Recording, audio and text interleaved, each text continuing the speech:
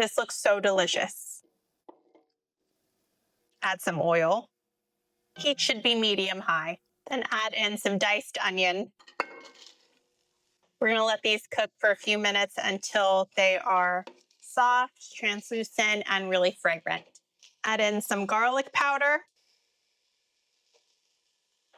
Italian seasoning. Give it a stir. You want the onions to be completely coated. I'm using garlic powder to save on time, but if you want to add in fresh garlic instead, you can also do that. Now I'm adding in a can of diced tomatoes in their juices. Stir those in. Add in your vegetable broth. This is actually no chicken broth.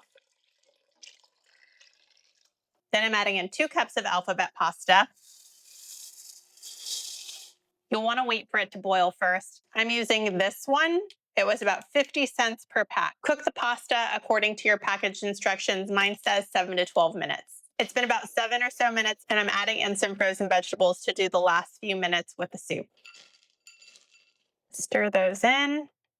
I don't want them to overcook, so that's why I'm doing them so late. This looks so delicious.